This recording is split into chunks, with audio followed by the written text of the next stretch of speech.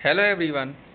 आज हम एनसीईआरटी सार संग्रह जिसमें हम इंडियन ज्योग्राफी पढ़ रहे थे, आज हम इंडियन ज्योग्राफी का चैप्टर कृषि एग्रीकल्चर के बारे में पढ़ेंगे।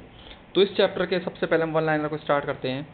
एग्रीकल्चर शब्द की उत्पत्ति लैटिन भाषा के दो शब्दों से हुई है। एग्री अर्थात मृदा सॉइल तथा कल्चर अर्थात कृषि कल्टीवेशन। भारत में ऋतु आधारित प्रमुख फसलें एवं बुआई अवधि, जैसे फसलों के नाम हमें दे रखे हैं, प्रमुख फसलें दे रखी हैं, बुआई अवधि दे रखी है और कटाई अवधि दे रखी है। तो रबी फसल होती है शीतकालीन फसल है। इसमें गेहूं, जौ, चना, मटर, सरसों, मसूर, आलू आदि ये अक्टूबर से नवंबर में बोई जाती है और मार्च से अप्रैल में से काट लिया जाता है। खरीफ फसल ग्रीष्मकालीन फसल है।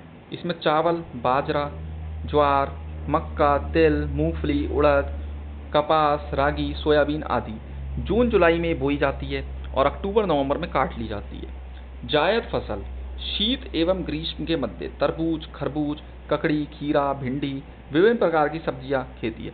ये मार्च अप्रैल में बोई जाती है और जून जुलाई में काट ली जाती है। इसके अलावा हम देखते हैं, यदि खदानों का सुरक्षित संग्रह सुनिश्चित करना हो तो कटाई के समय उनमें आर्द्रता अंश कितने प्रतिशत से अधिक आर्द्रता नहीं होनी चाहिए? 14% से अधिक। कृषि में युगम पैदावार का क्या आशय? विभिन्न मौसमों में दो फसलें उगाना। मिश्रित कृषि मिक्स्ड एग्रीकल्चर की प्रमुख विशेषता क्या है? पशुपालन और कृषि उत्पादन को एक साथ करना। भारत में संकार्य चालू जोतों का सबसे बड़ा औसत आकार किस राज्य में है? राजस्थान में। दक्षिणी भारत में उच्च कृषि उत्पादकता हाई एग्रीकल्चर प्रोडक्टिविटी का क्षेत्र तमिलनाडु तट पर पाया जाता है। भारत में रासायनिक उर्वरकों केमिकल फर्टिलाइजर के दो सबसे बड़े उपभोक्ता राज्य कौन से हैं? उत्तर प्रदेश एवं महाराष्ट्र। पुनर्भरण योग्य भौम जल संसाधन में कौन सा राज्य सबसे संपन्न है? उत्तर प्रदेश। भारत में अनुबंध कृषि कॉन्ट्रैक्ट फार्मिंग को लागू करने वाला प्रथम राज्य कौन सा है? पंजाब। गेहूं की अच्छी कृषि के लिए कौन सी भौगोलिक दशाएं आवश्यक है? मध्यम ताप और मध्यम वर्षा। चावल की कृषि के लिए 100 सेंटीमीटर से अधिक वर्षा और 25 डिग्री से उच्च तापमान आदर्श जलवायु दशाएं मानी जाती हैं। कल्याण सोना किस फसल की एक किस्म है? गेहूं की। भारत की प्रमुख खाद्यान्न फसल कौन सी है? चावल।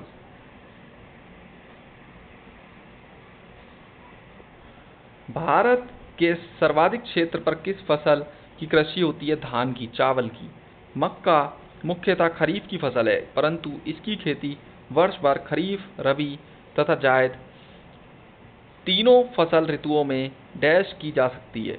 भारत में चावल की खेती के अंतर्गत सर्वाधिक क्षेत्र किस राज्य में पाया जाता है? उत्तर प्रदेश में।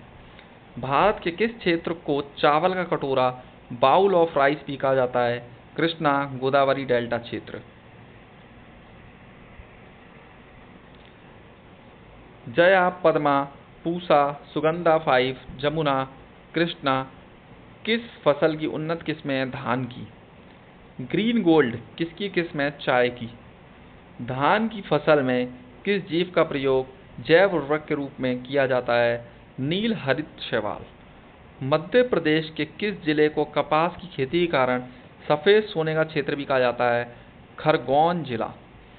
भारत के किस राज्य को शक्कर का कटोरा बाउल ऑफ शुगर भी कहा जाता है? उत्तर प्रदेश को। भारत की सभी फसलों में से गन्ने की फसल के अंतर्गत उसके शुद्ध सकल कृषि क्षेत्र के सिंचित क्षेत्र का प्रतिशत सर्वाधिक है। करनाल बंट गेहूं का एक कवक जनित रोग है जो टिलेटिया इंडिका नामक कवक से होता है। कृषि उत्पादन से संबंधित महत्वपूर्ण क्रांतियां। क्रांति और कृषि। हरित क्रांति खदान उत्पादन। सुनहरी स्वर्ण क्रांति फल एवं सब्जी उत्पादन बागवानी उद्यान कृषि। श्वेत क्रांति दुग्ध उत्पादन।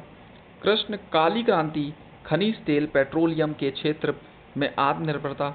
नीली क्रांति मत्स्य उत्पादन। गोल क्रांति आलू उत्पादन। भूरी क्रांति उर्वरक उत्पादन। पीली क्रांति तेलन उत्पादन। रजत क्रांति अंडा उत्पादन, इंद्रधनुषी क्रांति कृषि संबंधी समग्र क्रांति, नवीन कृषि नीति में निर्धारित। इसके बाद देखते हैं अमृत क्रांति नदियों को जोड़ने की योजना, सदाबहार क्रांति कृषि उत्पादन को दुगना करना, टिकाऊ कृषि, गुलाबी क्रांति प्याज उत्पादन, झींगा मछली, लाल क्रांति मांस एवं टमाटर उत्पादन। बाजरे की कृषि किस जलवायु में की जाती है? उष्ण एवं शुष्क। शुष्क भूमि के लिए सर्वाधिक उपयुक्त फसल कौन सी है? मूंगफली। ओस और बोरो किस फसल की किस्में हैं? धान की। भारत में सोयाबीन का अग्रणी उत्पादक राज्य कौन सा है? मध्य प्रदेश। कौशल किस फसल की उन्नत प्रजाति है? मूंगफली। प्रमुख कृषि संगठन एवं मुख्यालय।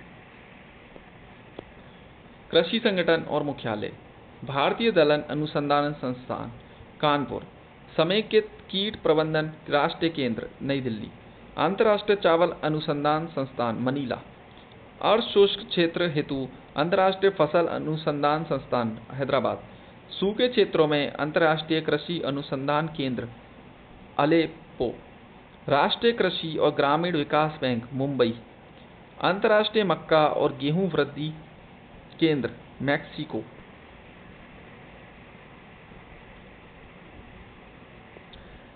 किस फसल में नाइट्रोजन संचित करने की क्षमता सर्वाधिक होती है? दलहनी।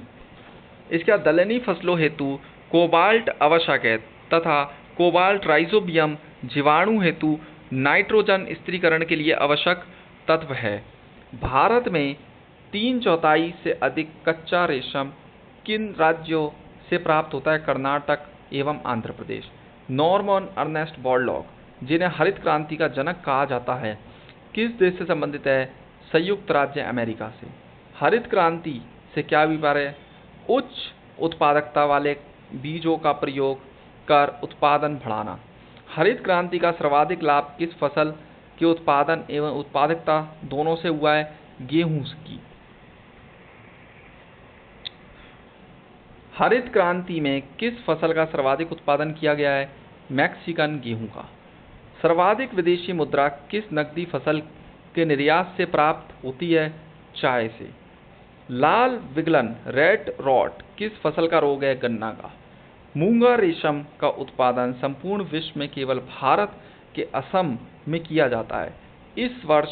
इसे वर्ष 2007 में भौगोलिक संकेतक जोग्राफिकल इंडिकेशन जीआई का दर्जा प्राप्त है। तिलहन प्रौद्योगिकी मिशन की स्थापना किस वर्ष की गई? वर्ष 1986 में। मक्के की फसल तैयार होने की औसत अवधि कितनी है? लगभग 140 दिन।